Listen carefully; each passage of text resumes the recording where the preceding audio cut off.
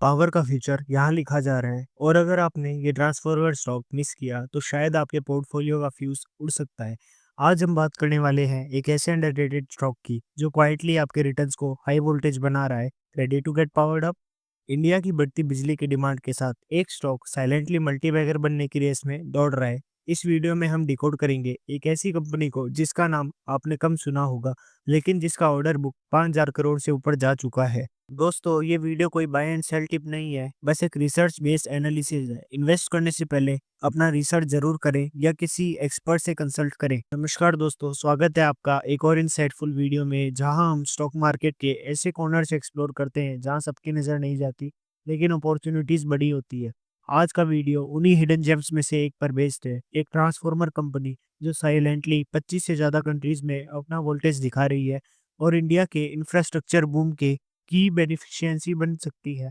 अगर आप power sector में ग्रोथ के वेव पर राइड करना चाहते हैं तो वीडियो को एंड तक जरूर देखिए। चलिए शुरू करते हैं। सबसे पहले स्टॉक का नाम है transformers and rectifiers India limited, जिसकी शॉर्ट फॉर्म है टेरिल।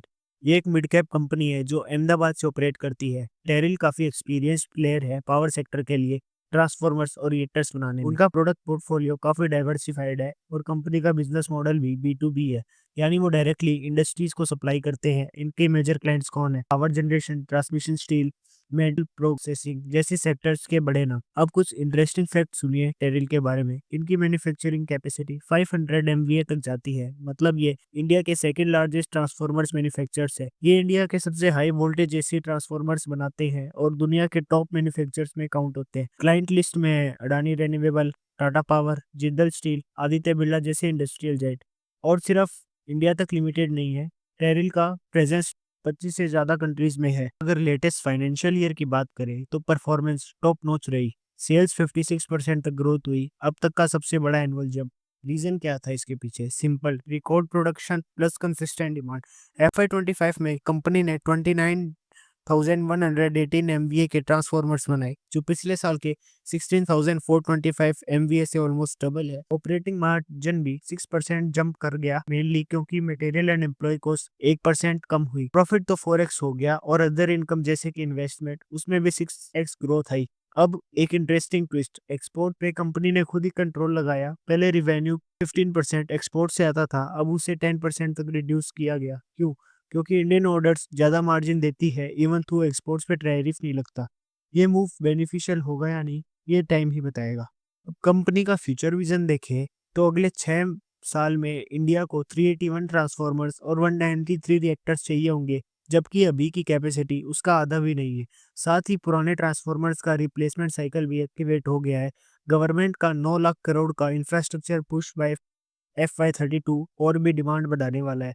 टेरिल ने भी इस डिमांड के लिए पूरी तैयारी कर ली है। एक major raw material unit CRGO steel acquire किया है, जो कि ट्रांसफॉर्मर कॉस्ट का 32 से 35% हिस्सा होता है। ऑर्डर बुक 5,132 करोड़, यानी 1.5 साल का प्रोजेक्टेड रेवेन्यू ऑलरेडी सिक्योर्ड है। कैपेक्स अगले 15 महीनों में 550 करोड़ का एक्सपेंशन प्लान रेडी है। 500 करोड़ का QIP रेस किया गया है और लॉन्ग टर्म डेप्ट ऑलमोस्ट जीरो है।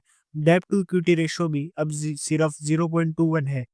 अब ऑपरेशनल स्ट्रेंथ एंड रेशोज देखें तो वर्किंग कैपिटल मैनेजमेंट इंप्रूव हुआ है, डेटर्स डे हाफ हो गए हैं और कैश कन्वर्जन साइकिल भी 93 डेज की है। FII होल्डिंग भी इम्प्रेसिव है, 0% से बढ़कर अब 11% तक पहुंच चुकी है इन जस्ट 2 ईयर्स। ROCE की बात करें तो 15% से सीधा 28% तक जंप हुआ है। ICR 6.57 है, यानी कंपनी अपना interest 6.5x times easily cover कर सकती है। अब जैसा कि मैं हमेशा कहता हूँ, सारे बिजनेस परफेक्ट नहीं होते, उनमें कुछ ना कुछ रिस्क भी होते हैं। तो टेरिल का रिस्क ये है, उसका बिजनेस मॉडल थोड़ा सा कैपिटल इंटेंसिव है। ट्रांसफॉर्मर्स बल्की होते हैं, डिलीवरी स्लो होती है और कभी कभी 10 से 20% पैसे 1-2 साल तक फंस जाते हैं। दूसरा कंसर्न है वैल्यूएशन। टेरिल का प्राइस टू सेल्स रेशो 8.3 है, जबकि इंडस्ट्री एवरेज सिर्फ 3.77। मतलब इन्वेस्टर्स अभी 8.3 रुपीज दे रहे हैं ₹1 की सेल्स के लिए। अगर ग्रोथ स्लो हुआ तो वैल्यूएशन का प्रेशर आ सकता है। अगर आपको ये वीडियो इंसाइटफुल लगा हो तो लाइक ज़रूर करें और कमेंट में बताएं, क्या आप टेरिल जैसे ट्रांसफॉर्मर स्टॉक में पोटेंशियल देखते हैं?